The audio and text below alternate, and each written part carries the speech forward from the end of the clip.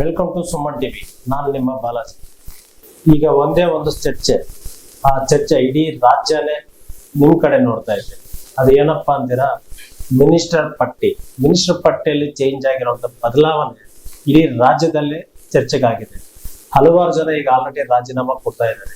ಕಾಂಗ್ರೆಸ್ ಪಕ್ಷ ಮುಂದಿನ ದಿನಗಳಲ್ಲಿ ಏನ್ ಆಗ್ಬಹುದು, ಯಾವ ತರ ಇರುತ್ತೆ ಅನ್ನೋದು ಇವತ್ತು ತಿಳ್ಕೊಳ್ಳೋಣ. ನಮ್ಮ ಜೊತೆಲಿ ಇದ್ದಾರೆ ಸೀನಿಯರ್ ವಕೀಲರು ಮತ್ತೆ ಸಮಾಜ ಸೇವಕರು ಮಠಮಪ್ಪ ಸರ್ ನಮ್ಮ ಜೊತೆಲಿದ್ದಾರೆ. ಸರ್ ನಮಸ್ಕಾರ. ನಮಸ್ತೆ ಸರ್. ಸರ್ ಆಲ್ರೆಡಿ ಅನೌನ್ಸ್ಮೆಂಟ್ ಆಗಿದೆ. ಸುಮಾರು ಜನ ಆಲ್ರೆಡಿ ನೈಟೇ ಪ್ರಮಾಣ ವಚನ ಮಾಡಿದ್ದಾರೆ. ಅದರಲ್ಲಿ ಸ್ವಲ್ಪ ಜನಕ್ಕೆ ಸೀಟ್ ಸಿಕ್ಕಿಲ್ಲ, ಮಿನಿಸ್ಟರ್ ಸಿಕ್ಕಿಲ್ಲ ಅಂತ ಸಿಕ್ಕಾಪಟ್ಟೆ ಜನ ಆಲ್ರೆಡಿ ತೊಂದರೆ ಮಾಡ್ತಾ ಇದ್ದಾರೆ, ಪ್ರತಿಭಟನೆ ಮಾಡ್ತಾ ಇದ್ದಾರೆ. ನಮ್ಮ ಜಿಲ್ಲೆಗೂ ಒಂದು ಸಚಿವ ಸ್ಥಾನನೂ ಸಿಕ್ಕಿಲ್ಲ. ಆಲ್ರೆಡಿ ಗಡಿಭಾಗ ಇರುವಂತ ಬಾಗೇಪಲ್ಲಿ ಕ್ಷೇತ್ರಕ್ಕೆ ಸುಬ್ಬಾರೆಡ್ಡಿ ಅವರು 3 ಬಾರಿ MLA ಆಗಿ ಗೆದ್ದಿದ್ದಾರೆ. ಆದ್ರೂ ಅವ್ರ ಸಚಿವ ಸ್ಥಾನ ಸಿಕ್ಕುತ್ತೆ ಅಂತ ಎಲ್ಲ ಟ್ರೈ ಮಾಡ್ತಾರೆ, ಬಟ್ ಸಿಕ್ಕಿಲ್ಲ. ಆಲ್ರೆಡಿ ಅವರು ಇವಾಗ ಪ್ರತಿಭಟನೆ ಮಾಡ್ತಾ ಇದ್ದಾರೆ, ಬಂದು ಕರೆ ಕೊಟ್ಟಿದ್ದಾರೆ. ಸೊ ಇವೆಲ್ಲ ನೋಡ್ತಿದ್ರೆ ನಿಮ್ಗೆ ಏನ್ ಅನಿಸ್ತದೆ ಸರ್? ಸರ್, ಈ ರಾಜಕೀಯ ಪಕ್ಷಗಳು ಅಂದಾಗ್ಲೇ ಹಿಂದೆ ಒಂದು ರೀತಿ ಮೌಲ್ಯಾಧಾರಿತ ರಾಜಕಾರಣ ಎಲ್ಲ ಪಕ್ಷಗಳಲ್ಲೂ ಕೂಡ ಇರ್ತಾ ಇತ್ತು. ಈ ಮಾತನ್ನ ಅವಾಗ ನಾನು ಸೇರ್ಕೊಂಡು ಪ್ರತಿಯೊಬ್ಬರೂ ಕೂಡ ಆತ್ಮಾವಲೋಕನ ಮಾಡ್ಕೋಬೇಕಾಗಿದೆ. ರಾಜಕೀಯ ಪಕ್ಷಗಳು ಮತ್ತೆ ಜನಪ್ರತಿನಿಧಿಗಳು ಮತ್ತೆ ಯಾರು ಎಲೆಕ್ಷನ್ ಕಂಟೆಕ್ಸ್ಟ್ ರಾಜಕೀಯದಲ್ಲಿ ಯಾರು ಇರ್ತಾರೆ ಅವರೆಲ್ಲ ಆತ್ಮಾವಲೋಕನ ಮಾಡ್ಕೋಬೇಕಾಗಿದೆ. ಇಲ್ದೆ ಹೋದ್ರೆ ಏನಾಗ್ತದಂದ್ರೆ ಎಲ್ಲ ಒಂದ್ ಕಡೆ ಸಮಾಜದ ದಿಕ್ಕು ತಪ್ಪತಕ್ಕಂತ ಕೆಲಸ ಆಗ್ತದೆ, ಮತ್ತೆ ಪ್ರಜೆಗಳಿಗೆ ಇದರಿಂದ ಸಮಸ್ಯೆ, ಜನರ ಸಮಸ್ಯೆ ಆಗ್ತದೆ. ಏನೇ ಒಂದು ದೊಡ್ಡವರೊಂದು ಗಾದೆ ಹೇಳ್ತಾರೆ, ಮುಂದೆ ಹೋಗೋ ನೇಗಿಲು ನೆಟ್ಟಿಗೆ ಹೋಗ್ತಾ ಇದ್ರೆ ಇರೋವೆಲ್ಲ ನೆಟ್ಟಿಗೆ ಹೋಗ್ತಾ ಇರ್ತದಂತೆ. ಮುಂದೆ ಹೋಗೋ ನೇಗಿಲು ನೆಟ್ಟಿಗೆ ಹೋಗದೆ ಇದ್ದಾಗ ನೋಡಿ ಈ ರೀತಿಯಾದಂತ ಸಮಸ್ಯೆಗಳೆಲ್ಲ ಉದ್ಭವ ಆಗ್ಲಿಕ್ಕೆ ಕಾರಣ ಆಗ್ತದೆ. ನಾನು ಈ ಮಾತನ್ನ ಯಾಕೆ ಪ್ರಯೋಗಿಸ್ತಾ ಇದ್ದೀನಿ ಅಂದ್ರೆ, ಇರ್ಲಿ ರಾಜಕೀಯ ಅಂದಾಗ ಏರುಪೇರುಗಳು ಏನ್ ಕಾಂಗ್ರೆಸ್ ಅಲ್ಲ, ಬಿಜೆಪಿಯಲ್ಲೂ ಇದೆ, JDS ಅಲ್ಲೂ ಇದೆ, ಇತರೆ ಪಕ್ಷಗಳಲ್ಲೂ ಕೂಡ ಇದೆ. ಆದ್ರೆ ನಾವೇ ಸಿದ್ಧಾಂತ ಅಂತ ಹೇಳ್ಕೊಳ್ತಾ ಇದಾರೆ ಅಷ್ಟೇ. ಆದ್ರೆ ಸಿದ್ಧಾಂತಗಳು ಯಾವ ಪಕ್ಷದಲ್ಲೂ ಕೂಡ ಖಂಡಿತವಾಗ್ಲೂ ಕೂಡ ಇಲ್ಲ. ಇದು ದುರ್ದೈವ. ಹಾಗಾಗಿ ಇವತ್ತು ನಮ್ಮ ಚಿಕ್ಕಬಳ್ಳಾಪುರ ಜಿಲ್ಲೆಗೆ ಸಂಬಂಧಪಟ್ಟಂಗೆ ತಾವೇನ್ ಪ್ರಶ್ನೆ ಕೇಳಿದ್ರೆ, ಖಂಡಿತವಾಗ್ಲೂ ಕೂಡ ಇಲ್ಲಿರ್ತಕ್ಕಂಥವ್ರು ಕಾಂಗ್ರೆಸ್ ಜನಪ್ರತಿನಿಧಿ MLAಗಳು ಯಾರಿದಾರೋ ಅವ್ರನ್ನ ಗುರುತಿಸಿ ಕೊಡ್ಬೇಕಾಗಿತ್ತು. ಚಿಕ್ಕಬಳ್ಳಾಪುರ ಜಿಲ್ಲೆಗೊಂದು ಮತ್ತೆ ಕೋಲಾರ ಜಿಲ್ಲೆಗೂ ಕೂಡ ಒಂದು ಕೊಡ್ಬೇಕಾಗಿತ್ತು. ಯಾಕಂದ್ರೆ ಇವೆರಡನ್ನೂ ಕೂಡ ಅವಳಿ ಜಿಲ್ಲೆಗಳಾಗಿರೋದ್ರಿಂದ ಎರಡು ಒಂದು ಮಿನಿಸ್ಟರ್ ಪೋಸ್ಟ್ಗಳನ್ನ, ಸಚಿವರ ಪೋಸ್ಟ್ಗಳನ್ನ ಕೊಡ್ಬೇಕಾಗಿತ್ತು ಸರ್ಕಾರ. ಆದ್ರೆ ಅವರು ಯಾವ ರೀತಿಯಲ್ಲಿ ಯೋಚನೆ ಮಾಡಿದ್ರೋ ಏನೋ ಗೊತ್ತಿಲ್ಲ. ನನಗನ್ನಿಸ್ತಾ ಇರೋದೇನಂದ್ರೆ, ಈ ಕೋಲಾರ ಚಿಕ್ಕಬಳ್ಳಾಪುರ ಕಾಂಗ್ರೆಸ್ ಬೆಲ್ಟು, ಇಲ್ಲಿ ಬಿಜೆಪಿ ಏನೋ ಅಷ್ಟು ಪ್ರಬಲವಾಗಿಲ್ಲ, JDS ಕೂಡ ಈಗಿರ್ತಕ್ಕಂಥ ಸ್ಥಿತಿಯಲ್ಲಿ ಅಷ್ಟಕ್ಕಷ್ಟೇ ಇದೆ. ನಮಗೆ ಮುಂದೆ ಬರೋ ಎಲೆಕ್ಷನ್ ಅಲ್ಲೂ ಕೂಡ ನಮಗೆ ಅನುಕೂಲ ಆಗ್ತಕ್ಕಂತ ಚಿಂತನೆಯನ್ನ ಇದು ಖಂಡಿತವಾಗ್ಲೂ ಕೂಡ ಪಾರ್ಟಿ ಆಗ್ತದೆ ಅನುಕೂಲ ಅಂತಕ್ಕಂಥದ್ದು. ಆ ನಿಟ್ಟಿನಲ್ಲೇ ಎಲ್ಲೋ ಒಂದು ಕಡೆ ಉದಾಸೀನ ಮಾಡಿದ್ದಾರೆ. ಈಗ ಕೆಲವು ಕಡೆ ಎಲ್ಲಾನು ಗೆದ್ದೇ ಇಲ್ಲ, ಅಂತ ಕಡೆ ಎಲ್ಲಾನು ಜಿಲ್ಲೆಗಳಿಗೆ ಮಿನಿಸ್ಟರ್ ಪೋಸ್ಟ್ಗಳನ್ನ ಕೊಟ್ಟಿರ್ತಕ್ಕಂಥದ್ದಿದೆ. ಬರಾಬರಿ 10 ಜಿಲ್ಲೆಗಳಿಗೆ ಸಚಿವ ಸ್ಥಾನ ಇಲ್ಲ ಅಂದ್ರೆ ಒಂದು ಏನಾಗ್ತಾ ಇದೆ ಅಂದ್ರೆ, ಈಗ ಸಚಿವ ಸ್ಥಾನಗಳು ಈಗ ಏನಾಗ್ತಾ ಇದೆ, ಒಂದು ಸಚಿವ ಸ್ಥಾನ ನೀಡಬೇಕಾದ್ರೆ ಎಲ್ಲಾ ತರದ ಲಾಬಿಗಳನ್ನು ಕೂಡ ಮಾಡ್ಬೇಕಾಗ್ತದೆ ಈಗಿರ್ತಕ್ಕಂಥ ಸಿಚುಯೇಷನ್ ಅಲ್ಲಿ. ಮೊದ್ಲು ಆತರ ಇರ್ಲಿಲ್ಲ. ರೈಟ್ ಪರ್ಸನ್ಸ್ ಯಾರು ಇರ್ತಾ ಇದ್ರು ಅಂತವ್ರಿಗೆ ಹುಡುಕೊಂಡೋಗಿ ಅವರೇ ಮನೆಗೆ MLA ಮಾಡೋರು, ಮತ್ತೆ ಜೊತೆಗೆ ಸಚಿವ ಸ್ಥಾನವನ್ನು ಕೂಡ ಕೊಡ್ತಾ ಇದ್ರು. ಆದ್ರೆ ಈಗ ಲಾಬಿ ಮಾಡ್ಬೇಕು, ರಾಜ್ಯದಲ್ಲೂ ಲಾಬಿ ಮಾಡ್ಬೇಕು, ಜಿಲ್ಲೆಯಲ್ಲೂ ಲಾಬಿ ಮಾಡ್ಬೇಕು, ಮತ್ತೆ ದೆಹಲಿ ಮಟ್ಟದಲ್ಲೂ ಕೂಡ ಹೈಕಮಾಂಡ್ ಅಲ್ಲೂ ಕೂಡ ಲಾಬಿ ಮಾಡಿದ್ರೆ ಮಾತ್ರ ಅವ್ರಿಗೆ ಸಚಿವಗಿರಿ ಸಿಗ್ತಕ್ಕಂಥದ್ದು. ಅದ್ರಲ್ಲೂ ಕೂಡ ನಾನು ಹೇಳ್ತಕ್ಕಂಥದ್ದು, ಈಗ ಎಲ್ಲರಿಗೂ ಕೊಡ್ಲಿಕ್ಕೆ ಆಗಲ್ಲ. ಈಗ ಅವ್ರು 136 139 ಅಂತ ಹೇಳ್ಕೊಂತಾರೆ, ಮೆಜಾರಿಟಿ ಇದೆ ಅವ್ರದ್ದು. ಅದರಲ್ಲಿ ಈಗ ಕೊಡಬೇಕಾಗಿರ್ತಕ್ಕಂಥದ್ದು ಸರ್ಕಾರದ ಮುಂದೆ ಇರ್ತಕ್ಕಂಥದ್ದು 32-33 ಸ್ಥಾನ ಅಷ್ಟೇ, 33 ಸ್ಥಾನ ಇದೆ. ಆತರ ನಾವು ಅನುಪಾತದ ಲೆಕ್ಕದಲ್ಲಿ ಲೆಕ್ಕ ಹಾಕಿದಾಗ 4.5 ಅಂದ್ರೆ 5 ಜನನೇ ಮಡ್ಕೊಂಡಿರಿ. ಅವ್ರು ಇರೋ ಇದ್ರಲ್ಲಿ 5 ಜನದಲ್ಲಿ ಒಬ್ರು ಕೊಡ್ಬೋದು. ಎಲ್ರಿಗೂ ಕೊಟ್ಟು ತೃಪ್ತಿ ಮಾಡ್ಲಿಕ್ಕೆ ಕಾನೂನಲ್ಲಿ ಅವಕಾಶ ಇಲ್ಲ. ಅದು ಬೇರೆ ಪ್ರಶ್ನೆ. ಆದ್ರೆ ನಾನ್ ಕೇಳ್ತಕ್ಕಂಥದ್ದು ಚಿಕ್ಕಬಳ್ಳಾಪುರ ಮತ್ತು ಕೋಲಾರ ಜಿಲ್ಲೆಗೆ ಖಂಡಿತವಾಗ್ಲೂ ಕೂಡ ಸಚಿವ ಸ್ಥಾನವನ್ನ ಕೊಡ್ಬೇಕಾಗಿತ್ತು, ಯಾರಿಗಾದ್ರೂ ಸರಿ, ಅದ್ರಲ್ಲಿ ನಾವೇನು ಹಸ್ತಕ್ಷೇಪ ಮಾಡಲ್ಲ. ಕೊಟ್ಟಿದ್ರೆ ಉತ್ತಮವಾಗಿರ್ತಾ ಇತ್ತು. ಇಲ್ಲಿ ಅಭಿವೃದ್ಧಿ ಕೆಲಸಗಳು ಒಂದಷ್ಟು ನಡೀತಕ್ಕಂತ ಕೆಲಸಗಳು ಆಗ್ತಾ, ಇನ್ನು ನೀರಾವರಿ ಬಿಡಿ, ಯಾರ್ ಸಚಿವರಾದ್ರೂ ಕೂಡ ನೀರಾವರಿಯನ್ನ, ಈಗ ಶಾಶ್ವತ ನೀರಾವರಿಯನ್ನ ತರ್ತಕ್ಕಂತ ಇದರಲ್ಲಿ ಯಾರು ಮಿನಿಸ್ಟರ್ ಆದ್ರೂ ಕೂಡ ಆಗ್ಬೇಕಾಗಿರೋದು ಅದೇ ಈಗ ಮುಖ್ಯವಾಗಿ. ಅದಾಗ್ತಾ ಇಲ್ಲ.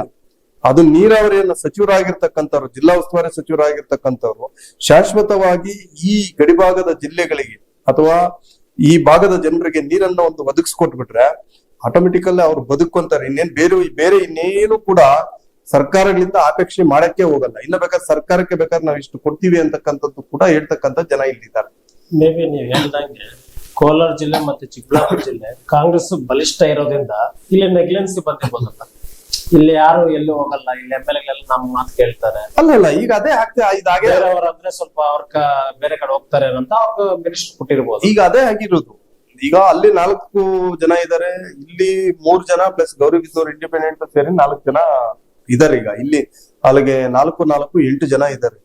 8 ಜನ ಇದ್ದಾಗ ಕೊಡ್ಲೇಬೇಕಾಗಿತ್ತು. ಅದೇ ಇಲ್ಲಿ ಬಂದಿರ್ತಕ್ಕಂಥದ್ದು ಏನಂದ್ರೆ ಅಷ್ಟು ಆಪೋಸಿಟ್ ಪಾರ್ಟಿಗಳು ಅಷ್ಟು ಪ್ರಾಬಲ್ಯ ಇಲ್ಲ. ಆದ್ರಿಂದ ನಮ್ಗೆ ಮುಂದೆನೂ ಕೂಡ ಮೊದಲಿಂದನೂ ಕೂಡ ಎಲ್ಲೋ ಒಂದ್ ಕಡೆ ಕಾಂಗ್ರೆಸ್ಗೆ ಜನತಾ ಪರಿವಾರ ಇತ್ತು. 2000ನೇ ಇಸ್ವಿಯಿಂದ ಹಿಂದೆ ಜನತಾ ಪರಿವಾರ ಆ ಟೈಮಲ್ಲಿ ಒಳ್ಳೆ ಸ್ಟ್ರಾಂಗ್ ಆಗಿದ್ದು, ಕಾಂಗ್ರೆಸ್ ಪೈಪೋಟಿ ಕೊಡ್ತಾ ಇರ್ತಿದ್ದು.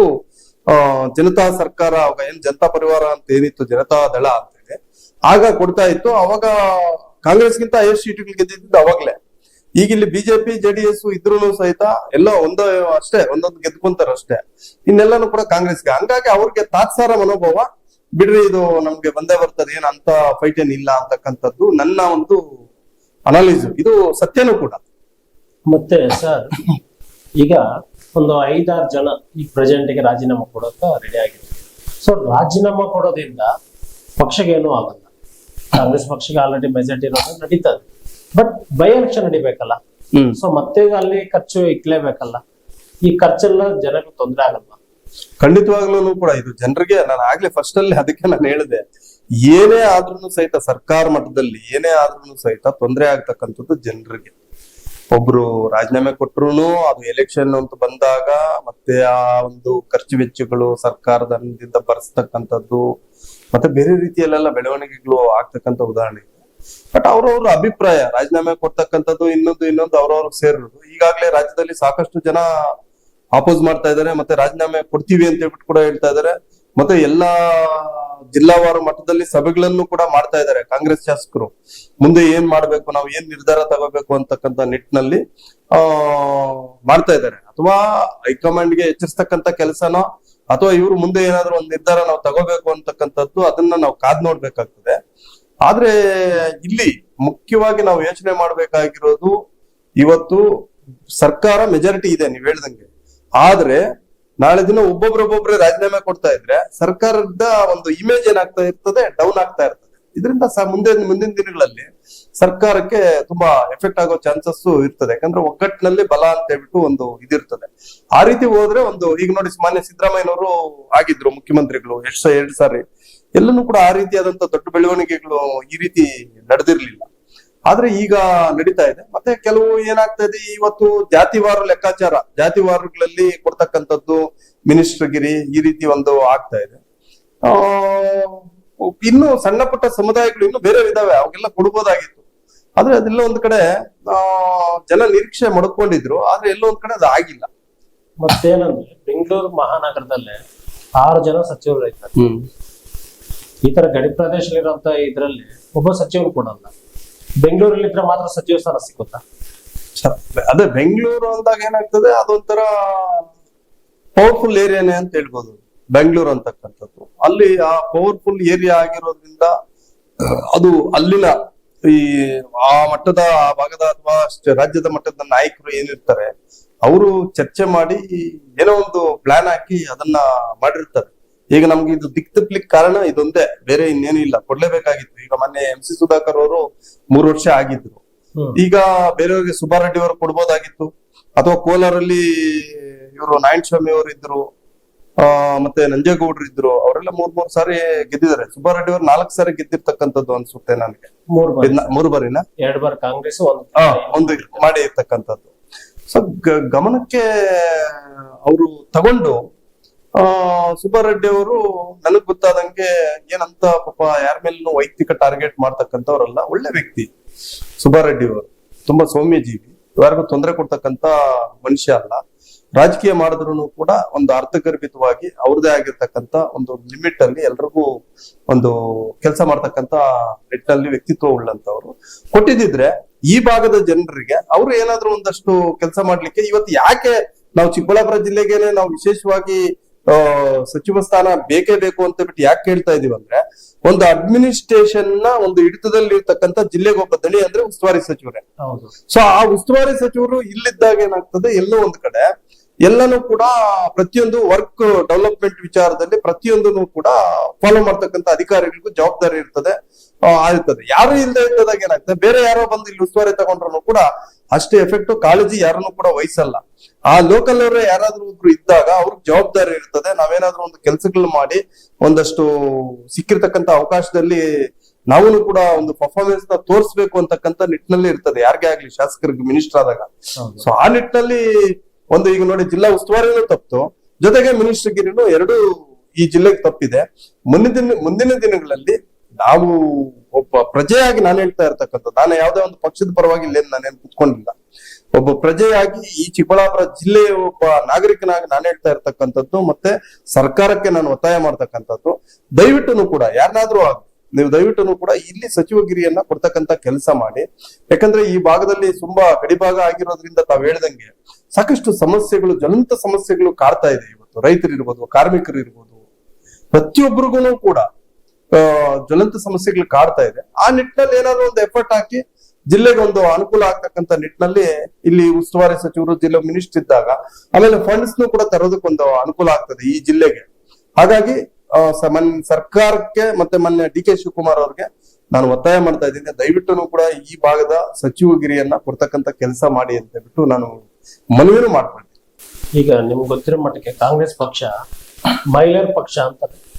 ಗೃಹಲಕ್ಷ್ಮಿ ಆಗ್ಬೋದು, ಗ್ಯಾರಂಟಿಗಳಲ್ಲಿ ಮಹಿಳೆಯರಿಗೆ ಅನೇಕ ಕೊಟ್ಟಾರೆ. ಬಸ್ ಫ್ರೀ ಕೊಟ್ಟಿದ್ದಾರೆ, ಗೃಹಲಕ್ಷ್ಮಿ ಕೊಟ್ಟಾರೆ, ಕರೆಂಟ್ ಫ್ರೀ ಕೊಟ್ಟಿದ್ದಾರೆ. ಇಷ್ಟೊಂದು ಆಫರ್ ಕೊಟ್ಟಿರುವಂತ ಕಾಂಗ್ರೆಸ್ ಪಕ್ಷ ಮತ್ತೆ ಒಬ್ಬ ಸಚಿವನ ಯಾಕೆ ಸರ್ ಕೊಟ್ಟಿಲ್ಲ ಸಚಿವ ಸ್ಥಾನ? ಅದಂತೂ ನೋಡಿ, ಕೊಡ್ಬೇಕಾಗಿತ್ತು.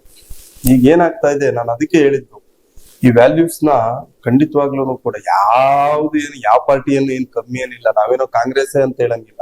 ನೀವು ಬಿಜೆಪಿ ಹಿಸ್ಟ್ರಿನೂ ಕೂಡ ತೆಗೆದು ನೋಡ್ರಿ, ನೀವು ರೆಸಾರ್ಟ್ ರಾಜಕಾರಣಗಳ ದೊಡ್ಡದಾಗಿ ಏನೇನೋ ನಡೆದೋಗ್ಬಿಟ್ಟಿದೆ. ಅದೇ ಈಗ ನಾನು ಒಬ್ಬ ಜನಪ್ರತಿನಿಧಿ ಆಗಿದ್ದೆ, ಅದಕ್ಕೋಸ್ಕರ ಪ್ರತಿಯೊಬ್ಬರು ಕೂಡ ಆತ್ಮಾವಲೋಕನ ಮಾಡ್ಕೋಬೇಕು. ನಾವು ಏನಾದ್ರೂ ಮಿಸ್ಟೇಕ್ಸ್ ಆಗಿದ್ರೆ ಯಾವ ರೀತಿ ಏನು ಅಂತ ಹೇಳ್ಬಿಟ್ಟು. ಸೊ ಅದಕ್ಕೋಸ್ಕರ ನಾನು ಹೇಳ್ತಕ್ಕಂಥದ್ದು, ಬಿಜೆಪಿಯಲ್ಲೂ ಆಗಿದೆ, JDS ಅಲ್ಲೂ ಆಗಿದೆ ತಾರತಮ್ಯಗಳು, ಏನ್ ಕಮ್ಮಿ ಏನಿಲ್ಲ. ಆದ್ರೆ ಮಹಿಳೆಯರಿಗೆ ಯಾವ ಪಕ್ಷಗಳು ಕೂಡ ಹೆಚ್ಚು ಒತ್ತು ಇದುವರೆಗೂ ಕೂಡ ಕೊಟ್ಟಿಲ್ಲ. ಕೊಟ್ರೆ ಒಬ್ರು ಕೊಡ್ತಾ ಇದ್ದಾರೆ ಅಷ್ಟೇ. ಮೊನ್ನೆ SM ಕೃಷ್ಣ ಅವರು ಇದ್ದಾಗ ಒಂದು 3-4 ಜನ ಮಿನಿಸ್ಟರ್ಗಳನ್ನ ಲೇಡೀಸ್ ನ ಮಾಡಿದ್ದು ಬಿಟ್ರೆ ಇನ್ ಯಾವ ಸರ್ಕಾರಗಳಲ್ಲೂ ಕೂಡ ಗುರುತಿಸ್ತಾ ಇಲ್ಲ. ಕೊಡಬೇಕು. ಇವತ್ತು ಮಹಿಳೆಯರು ಕೂಡ ಇವತ್ತು ಎಲ್ಲಾ ಕ್ಷೇತ್ರಗಳಲ್ಲೂ ಅವರು ಕೂಡ ಮುಂದೆ ಬರ್ತಾ ಇದ್ದಾರೆ. ಸೊ ಅಂತವ್ರಿಗೆ ಈ ಒಂದು ಮಿನಿಸ್ಟರ್ನ ಕೊಟ್ಟಾಗ ಎಲ್ಲೋ ಒಂದ್ ಕಡೆ ಅವ್ರಿಗೆ ಆತ್ಮಸ್ಥೈರ್ಯ ತುಂಬತಕ್ಕಂತ ಕೆಲಸ ಆಗ್ತದೆ. ಮತ್ತೆ ಸರ್ಕಾರಗಳು ಇವತ್ತು ಎಲ್ಲೋ ಒಂದ್ ಕಡೆ ನಾವು ಮಹಿಳೆಯರ ಸಬಲೀಕರಣ ಮಾಡ್ತೀವಿ ಅಂತಕ್ಕಂಥ ಬರೀ ಬಾಯಿ ಮಾತಲ್ಲಿ ಹೇಳ್ಕೊಂಡು ಸರ್ಕಾರಗಳಾಗ್ಬೋದು ಅಥವಾ ಪಕ್ಷಗಳಾಗ್ಬೋದು ಮಾಡ್ತಾ ಇದ್ದಾರೆ. ಅದನ್ನ ನಿಮಗೆ ಬದ್ಧತೆ ಇದ್ರೆ, ಅದು ಯಾವುದೇ ಪಕ್ಷ ಇರ್ಬೋದು ಅಥವಾ ಸರ್ಕಾರ ಇರ್ಬೋದು, ನಿಮಗೆ ಬದ್ಧತೆ ಇದ್ರೆ ನಿಜವಾಗ್ಲೂ ಕೂಡ ಇವ್ರಿಗೇನು ನೀವು ಅನ್ಯಾಯ ಮಾಡ್ತಾ ಇದ್ದೀರಿ, ಇದೊಂದು ರೀತಿ ಶೋಷಣೆನೆ ಅಂತ ಹೇಳ್ಬೋದು.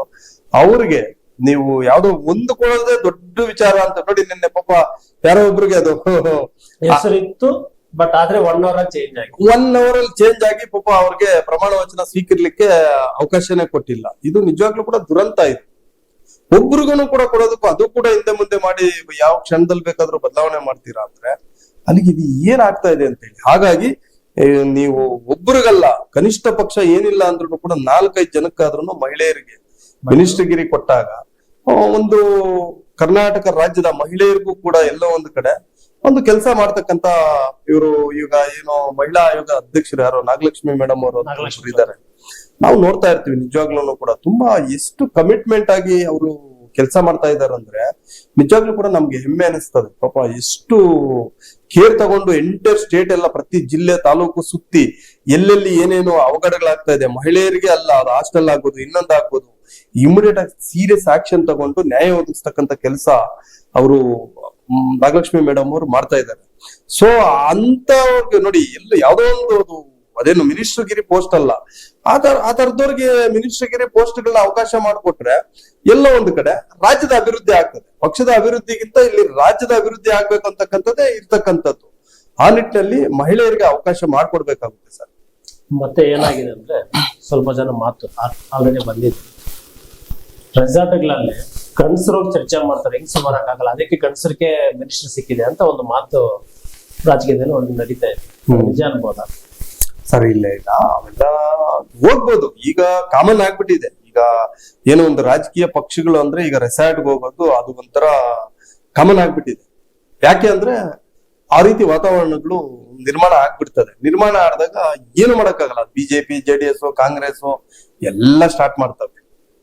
ಸಣ್ಣ ಗ್ರಾಮ ಪಂಚಾಯತಿ ಎಲೆಕ್ಷನ್ ಇಂದಾನೆ ಸ್ಟಾರ್ಟ್ ಆಗ್ತದೆ ರೆಸಾರ್ಟ್ ರಾಜಕೀಯ. ನಾವು MLA MP ಗಳಿಗೆ ಹೋಗೋದು ಬೇಡ. So, ಇದೆ ಸರ್, ಇದು ವಾಸ್ತವಾಂಶ. ಯಾಕಂದ್ರೆ ನಾನು ಜನಪ್ರತಿನಿಧಿ ಆದವನು, ಬಟ್ ಅಲ್ಲಿ ಏನಾಗ್ತದೆ ಇಲ್ಲ ಅಂದ್ರೆ ಅದು ಬೇರೆ ರೀತಿಯಲ್ಲಿ ಏನೋ ಆಗ್ತದೆ ಅಂತಕ್ಕಂಥ ನಿಟ್ಟಿನಲ್ಲಿ ಒಂದು ರೆಸಾರ್ಟ್ ರಾಜಕೀಯ ಅಂತ ನನ್ನ ಒಂದಿದೇನಂದ್ರೆ ಒಗ್ಗಟ್ಟು ಪ್ರದರ್ಶನ ಮಾಡೋದಕ್ಕೆ, ಮತ್ತೆ ಬೇರೆ ರೀತಿಯಲ್ಲಿ ಯಾವ್ದೇ ಕಾರಣಕ್ಕೂ ಈಗ ಒಂದು ಮೆಂಟಾಲಿಟಿ ಇರುತ್ತೆ, ಈ ರೀತಿ ನಾನು ನಡ್ಕೋಬೇಕು ಅಂತಾಗ ಇದ್ದಾಗ ಅದೇನಾಗ್ತದೆ ಅದೇ ರೀತಿ ನಡ್ಕೋಬೇಕು ಅಂತಂದ್ರೆ ನಾವು ಎಲ್ಲೋ ಒಂದ್ ಕಡೆ ಸೇಫ್ಟಿ ಆಗಿ ಇದ್ದಾಗ ಸರೋಗ್ತದೆ. ಇಲ್ಲಾಂದ್ರೆ ಅಂತ ಟೈಮಲ್ಲಿ ಏನ್ ಬೇಕಾದ್ರೂ ಕೂಡ ಆಗ್ಬೋದು. ಹಾಗಾಗಿ ಈಗ ಮಹಿಳೆಯರಿಗೆ ಅಂತ ಏನಿಲ್ಲ, ಏನು ಮಹಿಳೆಯರು ರೆಸಾರ್ಟ್ ರಾಜಕಾರಣ ಮಾಡ್ತಾ ಇಲ್ಲ ಅಥವಾ ಇವರು ಮಾಡ್ತಾ ಇದ್ದಾರೆ ಹಂಗಾಗಿ ಸಿಗ್ತಾ ಇಲ್ಲ ಅಂತಲ್ಲ. ಬಟ್ ಮಹಿಳೆಯರು ನಾನು ಧ್ವನಿ ಮಾಡ್ಬೇಕು. ಮಹಿಳೆಯರ ಧ್ವನಿ ಈಗ ಅಮ್ಮನೂ ಕೂಡ ಕೇಳದೆ ಇದ್ರೆ ಊಟನೂ ಕೂಡ ಮಡಗಲ್ಲ ಅಂತಕ್ಕಂಥ ಗಾದೆನೇ ಇದೆ. ಅದು ವಾಸ್ತವಾಂಶನೂ ಕೂಡ. ಹಸಿವಾದಾಗ ಕೇಳ್ಬೇಕಾಗ್ತದೆ ನಾವು, ಈ ರೀತಿ ಹಸಿವಾಗ್ತದೆ ನಮ್ಗೆ ಊಟ ಮಡಗಿ ಇಲ್ಲ ನೀರ್ ಕೊಡಿ ಅಂತ ಹೇಳ್ಬಿಟ್ಟು. ಇವರು ಕೇಳ್ದೇನೆ ಹೋದ್ರೆ ಏನ್ ಮಾಡಕ್ಕಾಗ್ತದೆ? ಇವತ್ತು ಹೈಕಮಾಂಡ್ ಅಂತಿದೆ, ಅಯ್ಯೋ ಮತ್ತೆ ನಾಳೆ ದಿನ ನಮ್ಗೆ ಇವತ್ತೇನ್ ಗೊತ್ತಾ, ಇವತ್ತು ವಿಶೇಷವಾಗಿ ನಾನು ಹೇಳ್ತಕ್ಕಂಥದ್ದು ಈ ರಾಜಕಾರಣದಲ್ಲಿ ನೇರವಾಗಿ ಏನೇ ಅನ್ಯಾಯ ಆದ್ರೂ ಅದು ಪಕ್ಷದಲ್ಲಾಗ್ಬೋದು, ಸರ್ಕಾರ ಮಟ್ಟದಲ್ಲಾಗ್ಬೋದು, ಎಲ್ಲೇ ಆಗ್ಬೋದು, ಯಾವುದೇ ಪಕ್ಷದಲ್ಲಿ ನೇರವಾಗಿ ಈ ರೀತಿ ಆಗ್ತಾ ಇದೆ ಅಂತ ಹೇಳ್ಬಿಟ್ಟು ಏನಾದ್ರೂ ಧ್ವನಿ ಮಾಡಿದ್ರೆ ಅಂತವ್ರನ್ನ ಸೈಡ್ ಲೈನ್ ಮಾಡ್ತಕ್ಕಂಥ ಕೆಲಸ ಆಗ್ತಾ ಇದೆ. ಆ ಬಗ್ಗೆ ಏನಾಗ್ತದೆ, ವ್ಯಾಲ್ಯೂಸ್ ಒಂದಷ್ಟು ಮಡ್ಕೊಂಡಿರ್ತಕ್ಕಂಥ ರಾಜಕಾರಣಿಗಳು ಇವತ್ತೇನಾಗ್ತಾ ಇದಾರೆ ಪಕ್ಕಕ್ಕೆ ಸರಿತಾ ಇದಾರೆ. ಯಾರು ಗಿಮಿಕ್ ಮಾಡ್ಕೊಂಡು ಎಲ್ಲಾ ತರದ್ದು ಆಟಗಳಾಡ್ಕೊಂಡು ಎಲ್ಲಾ ತರದ್ದು ಏನೇನು ರಾಜಕೀಯಕ್ಕೆ ಏನೇನ್ ಬೇಕೋ ಆ ರೀತಿ ಎಲ್ಲ ಬಳಸ್ಕೊಂಡು ಇವತ್ತು ಒಂದಷ್ಟು ಪ್ರಾಮಾಣಿಕತೆಯನ್ನ ಮಡ್ಕೊಂಡಿರೋರ್ಗೆ ಇವತ್ತು ಈ ಗ್ರಾಮ ಪಂಚಾಯತಿಯಿಂದ ಹಿಡಿದು MP ವರ್ಗುನು ಕೂಡ ಎಲ್ಲೂ ಕೂಡ ಖಂಡಿತವಾಗ್ಲೂ ಕೂಡ ಅವಕಾಶ ಇಲ್ಲ. ಇದ್ರೆ ಒಂದು 100% ಅಲ್ಲೇ ಒಂದು 2-3 ಇಲ್ಲ 5% ಇರ್ಬೋದು ಅಷ್ಟೇ. 99% ಇವತ್ತು ಏನಾಗ್ತಾ ಇದೆ ಅಂದ್ರೆ ರಾಜಕಾರಣದಲ್ಲಿ ಎಲ್ಲ ಏನೋ ಒಂದು ತರ್ಲೆನೆ ಮಾಡ್ಬೇಕು, ಆಡಬಾರ್ದು ಆಟಗಳಾಡ್ಬೇಕು, ಹೇಳೋದೊಂದು ಮಾಡೋದೊಂದು ಮಾಡ್ಬೇಕು. ಜನರ ಹತ್ರ ಓಟ್ಗೂ ಅಷ್ಟೇ ನಿಯತ್ತಾಗಿ ಓಟ್ ಕೇಳಿದ್ರೆ ಬರಲ್ಲ ಅಂತೇಳಿ ಏನೋ ಒಂದು ಯಾವಾಸ್ ಓಟ್ ತಗೊಳ್ತಕ್ಕಂಥದ್ದು. ಮತ್ ಜನರ ಹತ್ರನು ಅದೇ ರೀತಿ. ಮತ್ತೆ ಈ ತರ ಬಂದಾಗನು ಕೂಡ ಇಲ್ಲೂ ಕೂಡ ಒಂದು ಲಾಬಿ ಮಾಡಿ ಯಾವ ತರ ಬೇಕೋ ಆ ತರ ಅವ್ರಿಗೆ ಅನುಕೂಲ ಆಗೋ ನಿಟ್ಟಿನಲ್ಲಿ ಮಾಡ್ಕೊಳ್ತಾ ಇದ್ದಾರೆ. ಸೊ ಇದು ಬಿಟ್ಟು ಒಂದು ಸರಿಯಾದ ಮಾರ್ಗದಲ್ಲಿ ನಡೀತಕ್ಕಂತ ಒಂದು ರಾಜಕೀಯ ವ್ಯವಸ್ಥೆ ನಡ್ಕೊಂಡಾಗ ಸರೋಗ್ತದೆ. ಇವತ್ತು ಜನರಿಗೆ ಎಲ್ಲೋ ಒಂದ್ ಕಡೆ ಇಡೀ ಕರ್ನಾಟಕ ರಾಜ್ಯದ ಜನತೆಗೆ ಇವತ್ತು ನಿನ್ನೆಯಿಂದ ಆಗ್ತಾ ಇರ್ತಕ್ಕಂಥ ಬೆಳವಣಿಗೆಗಳಿಂದ ಎಲ್ಲ ಬೇಸತ್ತು ಹೋಗ್ಬಿಟ್ಟಿದ್ದಾರೆ. ಇವತ್ತು ದೂರನೇ ಇದ್ದಾರೆ ಸರ್. ಯಾರನ್ನು ಕೂಡ ಜನರು ನೀವು ಅಂದ್ಕೊಂಡಿದ್ರೆ ಅಷ್ಟೇ. ಇವತ್ತು ಯಾರೋ ಕೆಲವ್ರು ಹೇಳ್ತಾ ಇರ್ತಾರಲ್ಲ, 3 ಬಿಟ್ಟವ್ರು ಇವತ್ತು ರಾಜಕಾರಣದಲ್ಲಿ ಇರ್ಬೇಕಷ್ಟೇ ಅಂತ. 3 ಬಿಟ್ಟವ್ರು ರಾಜಕಾರಣ ಮಾಡ್ಬೇಕಷ್ಟೇ. ಇವತ್ತು ಈ ಕರೆಕ್ಟ್ ಆಗಿರೋರು ಅಯ್ಯೋ ನಮ್ಗೆ ಯಾಕಪ್ಪ ಬೇಡ ಈ ಸವಾಸನೆ ಅಂತ ಹೇಳ್ಬಿಟ್ಟು 95% ಸುಮ್ಮನೆ ಇದ್ಬಿಟ್ಟಿದ್ದಾರೆ ಹೊಲ್ಸು ಅಂತ. ಆ ಮಟ್ಟಕ್ಕೆ ಇವತ್ತು ಎಲ್ಲಾ ರೀತಿಯಲ್ಲೂ ಕೂಡ ಬೆಳವಣಿಗೆಗಳು ನಡೀತಾ ಇದೆ. ಇದು ಪ್ರತಿಯೊಬ್ಬರೂ ಕೂಡ ಎಲ್ಲಾ ರಾಜಕೀಯ ಪಕ್ಷಗಳನ್ನು ಕೂಡ ದಯವಿಟ್ಟು ಕೂಡ ಆತ್ಮಾವಲೋಕನ ಮಾಡ್ಕೊಂಡು ಎಲ್ಲಿ ಎಡವಟ್ಟಾಗ್ತಾ ಇದೆ ಅದನ್ನ ಸರಿದಾರಕ್ಕೆ ತಕ್ಕಂತ ಪ್ರಯತ್ನವನ್ನ ಮಾಡ್ತಾ ಬರ್ಬೇಕು. ಮುಂದಿನ ದಿನಗಳಲ್ಲಿ ಕಾಂಗ್ರೆಸ್ ಪಕ್ಷಕ್ಕೆ ಭವಿಷ್ಯ ಇರುತ್ತಾ? ಆಲ್ರೆಡಿ ನಿನ್ನೆ DK ಶಿವಕುಮಾರ್ ಮಾತಾಡಿದ್ದಾರೆ, ಇವತ್ತು ಸಹ ಹೇಳಿದ್ದಾರೆ, ಯಾರ ರಾಜೀನಾಮೆ ಕೊಡ್ತಾರ 2 ನಿಮಿಷದಲ್ಲಿ ತಗೋರಿ, ಹೋಗೋರು ಹೋಗ್ತಾ ಇರ್ಲಿ ಪರವಾಗಿಲ್ಲ ಅಂತ ಒಂದು ಖಡಕ್ ವಾರ್ನಿಂಗ್ ತರ ಕೊಟ್ಟಿದ್ದಾರೆ. ಅದರಿಂದ ಮುಂದಿನ ದಿನಗಳು ಈಗಾಗಲೇ ಸಚಿವ ಸ್ಥಾನಕ್ಕೋಸ್ಕರ ಗೊಂದಲ ಇದೆ. ಅದ್ರಲ್ಲೂ ಮತ್ತೆ ಇಂತ ಹೇಳಿಕೆ ಕೊಡೋದ್ರಿಂದ ಮುಂದಿನ ದಿನಗಳಲ್ಲಿ ಕಾಂಗ್ರೆಸ್ ಪಕ್ಷಕ್ಕೆ ಯಾವ ತರ ಇರ್ಬೋದು? ಸರ್ ಇದು ಯಾವುದೇ ಪಕ್ಷ ಆಗ್ಲಿ ಇದು ಏನಾಗ್ತದೆ ಬೇಸ್ಮೆಂಟ್ ಅಲ್ಲಿ ಕಾರ್ಯಕರ್ತರ ಪಕ್ಷ ಆಗಿರ್ತದೆ. ಹೌದು. ಕಾರ್ಯಕರ್ತರೇ ಅದರ ಕಾರ್ಯಕರ್ತರು ಜೀವಾಳ ಮತ್ತೆ ಜೀವನಾಡಿ. ಸೊ ಹಂಗಾಗಿ ಏನಾಗ್ತದೆ ಲೀಡರ್ಗಳು ಇವತ್ತು ಉಟ್ಕೋಬಹುದು, ನಾಳೆ ಮರೆ ಆಗ್ಬೋದು. ಆದ್ರೆ ಕಾರ್ಯಕರ್ತರೆ ಯಾವತ್ತಿಗೂ ಕೂಡ ಸ್ಟ್ರೆಂತ್ ಆಗಿ ಪಾರ್ಟಿಗೋಸ್ಕರ ನಿಂತ್ಕೊಳ್ತಕ್ಕಂಥದ್ದು. ಪಾರ್ಟಿ ಏನ್ ಡಿಸಿಷನ್ ತಗೊಂಡ್ರೆ ಅದಕ್ಕ ಬೈಂಡ್ ಆಗಿರ್ತಾರೆ.